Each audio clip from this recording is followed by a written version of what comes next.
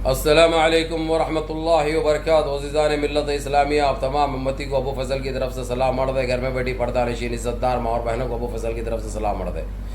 खैर, आप लोगों को ये खबर देना बहुत ज़रूरी था, जबकि आज का मेरा प्रोग्राम नहीं था भाई आप लोगों के सामने आने का। लाइव तो आ नहीं सक रहा हूँ मैं, क्योंकि नेट का बड़ा प्रॉब्लम चल रहा। कल लाइव आया था 8,500 करोड़ इसके पिछवाड़ से निकालने के लिए, लेकिन ऐसा हो गया कि वो वीडियो नेट की वजह से वीडियो ही रुक गई वो। तो इसलिए कोई बात नहीं, इंशाल्लाह आजकल में कंपनी बोली है कि जो आके हम सही कर देंगे। चल रहा हमारा केबलों का प्रॉब्लम है, वो ये बताया गया है। देखते हैं इंशाल्लाह, बस अल्लाह जल्द से जल्द खैर का मामला अता करे। लेकिन आप लोगों को ये बता दूं, बाबरी मस्जिद का जो इशू है, बाबरी मस्जिद का जो चल रहा था, जो ये लोग 10 अक्टूबर तक का टाइम दी थी इंटरनेशनल कोर्ट इनको तारीख डिक्लेयर करने के लिए, केस रीओपन करने के लिए, ये लोग कल ही रात में जवाब भेज चुके हैं, जवाब दे चुके हैं। इनको और टाइम चाहिए, क्योंकि देश के हालात बड़े ख़राब हो गए थे। हमारे देश के हालात सुधरते ही हम इसके ऊपर कार्रवाई करेंगे। अरे लंगे भुक को देश के हालात अच्छे कब थे इन 7.5 साल में? दिया क्या तुमने देश को? बलात्कारी, लूट मार, कत्ले आम, इसके अलावा कुछ दिया तुम? अरे लंगे भुक को तुम्हारी कोई औकात है जो 8,500 करोड़ के प्लेनों में फिरने वालों? औकात है? कहीं जा तो नहीं सकते ना? देश में रहने की सूरत है तुम्हारी। अब हवा में ही रहना, एक लंबा पाइप छोड़ के हवा भर लेना बिजवाड़ा में, बस इसके अलावा और कुछ नहीं है।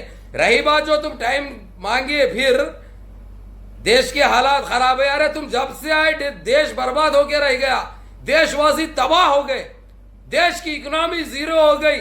शर्म नहीं आ रही बोलने के लिए? अरे जाहिलो, अरे अनपढ़ो, अरे फेंको। कौन सी मिट्टी के बने हैं तुम लोग? कौन पैदा करके तुमको छोड़े हैं? आखिर तुम किसकी नस्ल है?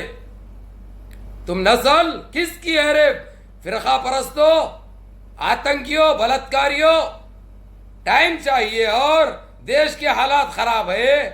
क्या हुआ देश को? और जाके देश करने का है? अबे सुप्रीम कोर्ट में चलना है केस, वहां पे वकीलों का काम रहता, तुम जैसे उल्टे लंगोटों का नहीं रहता। रे बलात्कारियों, बहरहाल मेरे अजीज दोस्तों, मेरे भाइयों, ये आज ही अभी तुर्की के हमारे रज्जब तय्यब एर्दोगान, हालांकि जाते जाते भी एक छोटी सी मीटिंग थी जो वीडियो कॉन्फ्रेंस में हमारे सऊदी अरबिया और कुवैत के हमारे नए अमीर जो है शेख नवाफ अहमद अल सबाह थे, और ओमान के तो जो एक वजीर खारजिया खुद थे यहाँ पे दुबई से। वीडियो कॉन्फ्रेंस में जो मीटिंग हुई थी, वीडियो कॉन्फ्रेंस में चली भी मीटिंग वो, उस दरमियान ये पैगाम इन लोगों को वसूल हो गया कि बाबरी मस्जिद केस रीओपन करने का जो 10 अक्टूबर के अंदर इनको टाइम दिया गया था तारीख मुकर्रर करने का, वो जवाब ये लोग दे चुके हैं कि इनको और टाइम चाहिए, और नौटंकी चाहिए, और हक के धो लेना तो आता नहीं सालों को, जो सो वही लंगोट से पूछ लेने वाले, पत्तों से पूछने वालों ने ये जवाब दे दिया बोल के पता चल गया। इसके ऊपर तय्यब एर्दोगान ने, जबकि इशू एक चल रहा था, लेकिन एक इशू में उलझ पड़े उन्होंने, ये बाबरी मस्जिद के। उन्होंने साफ अल्फाजों में कह दिया, अभी हम सिर्फ इंटरनेशनल कोर्ट का जवाब के इंतजार में है। इंटरनेशनल कोर्ट इनको क्या जवाब देगा, जो इन्होंने इंटरनेशनल कोर्ट से और जो टाइम मांगे है, तो यह आज हो सकता है शाम तक या कल जवाब वसूल हो जाएगा। जवाब वसूल हो जाएगा। वो आते ही मैं आप लोगों को क्या है बताता हूँ। हालांकि मैं तो लाइव आके उड़ाने वाला था इनके सही तरीके से, लेकिन इधर इंटरनेट का इतना प्रॉब्लम है जो मैं अल्फाजों में बयान नहीं कर सकता। ये रही दूसरी बात। मैं आप लोगों को ये बता दूं, अभी कतर के अमीर शेख तामी का भी यही नाराज़गी है, यही बरहमी का इजहार करे।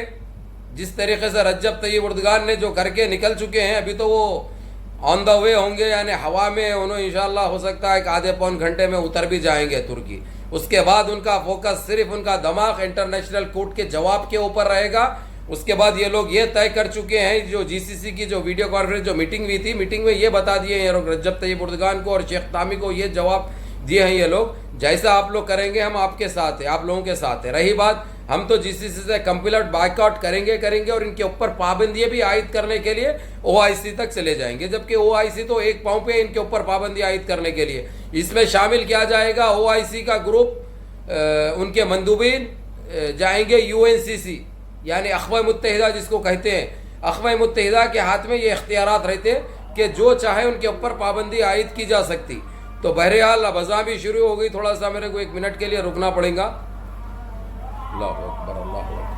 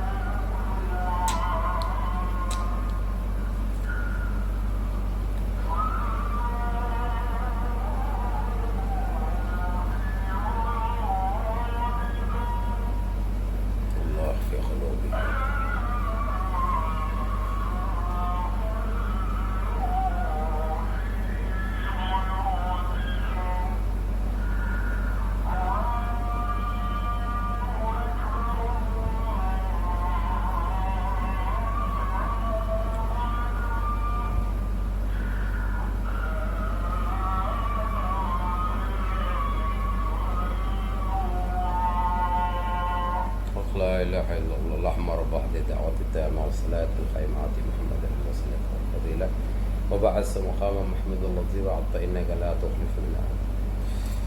तो मेरे अजीज़ दोस्तों, मेरे भाइयों, बुज़ुर्गों, माँ और बहनों, आप लोगों को ये मैसेज इसलिए बजा देना है। आप लोग काफ़ी बेचैन थे, जिस तरीके से मैं बेचैन था कि क्या बोलते हैं ये लोग, देखना था। और हमको इसी की उम्मीद थी, हमारे को यही भरोसा था इनके ऊपर के यही ये लोग और टाइम मांगेंगे।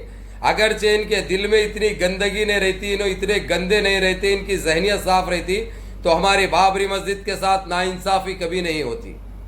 ये तो हम मान के चलेंगे, ये हकीकत है जिसको इनकार नहीं कर सकते, ना हम, ना आप, ना और ये दरिंदे। तो बहरहाल अभी ये बातों से काम उलझने वाला नहीं है, ये चीज़ का पता चल चुका है और इनको भी अंदाज़ा हो चुका है ये कौन सी ज़ात के दरिंदे हैं, इनकी औकात क्या है। ना इनका कोई ज़बान का भरोसा है, ना इनके कोई वादे का भरोसा है। इनके ऊपर रहम करना अपने आप को ख़त्म करने के बराबर है, ये साबित हो चुका है। हमको तो पता था, लेकिन ये लोग खैर अपने रूल्स जो रहते हैं, उनके जो टाइम देना रहता है, जो उनकी मियाद रहती है, उसके ऊपर इनको चलना पड़ता। चलो कोई बात नहीं, कोई मसला नहीं है। अब आज या कल में ये फैसला दे देगा इंटरनेशनल कोर्ट, या रेड क्रॉस को ये अलाउड करेगा कि तुम जाओ अपना काम करो, वहाँ पर काम कराओ, कुछ रुकावट आती है तो देखा जाएगा, ये भी बोल सकता है। या इनके ऊपर तमाम तरीक़े से हर वो चीज़ से यूएनसीसी को ऑर्डर भी दे सकता है वो कि इनके ऊपर सारे पाबंदियां आयद कर दो। ये लोग देश के बाहर ना कोई चीज़ भेज सकते, ना इनके पास कोई चीज़ की सहूलत होती, ना दुनिया में कहीं पे भी कोई चीज़ भेज सकते। ये लोग हर वो चीज़ से पाबंदी आयद हो जाएगी, हर वो चीज़ से पाबंदी। क्या रहता पाबंदी आयद होने के बाद, क्या करेंगे, क्या है हमारे देश में?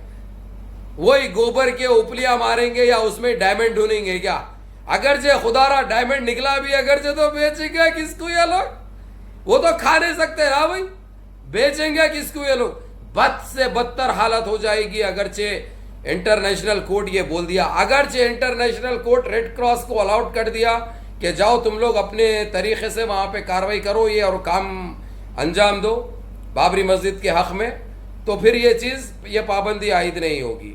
नहीं तो ये जीसीसी खास कर रज्जब तैयब एर्दोगान जो इस्लाम के शेर से जाने जाते हैं कि हर मुसलमान के दिल में बसे हुए, हर मुसलमान के हीरो है वो, हमारे इस्लाम के हीरो है इस वक्त वो दुनिया में।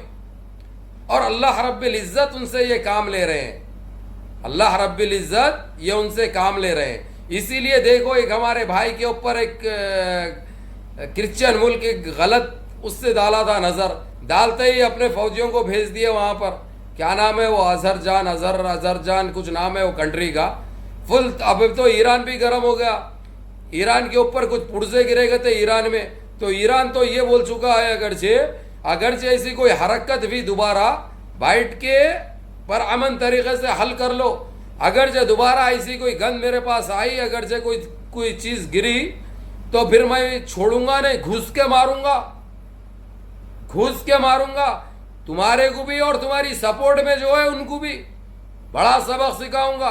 वो क्या है, करीब करीब रहने की वजह से वहां पे हो सकता है बमबारी कर रहे थे ये लोग, क्योंकि ये लोग की तो आमना सामना चल रहा है ना भाई, जंग दूरी से, तो हो सकता है कोई चीजें ईरान में गिरे जिससे ईरान को थोड़ा सा नुकसान पहुंचा वहां के चीजों को। तो ईरान ने बड़ी सख्ती से ये बता चुका है और इनको बोल चुका है, दोबारा ऐसी कोई चीज आई जिधर से आएंगी घुस के मारूंगा पूरों को, बोल के बोल दिया ईरान। क्योंकि बोल दिया उसने कि मैं रज्जब तय्यब उर्दगान के साथ हूं। वो एक मुसलमान एक ऐसा काम कर रहा जो सारी दुनिया सीखनी चाहिए उनसे देखकर, उनकी नजरिए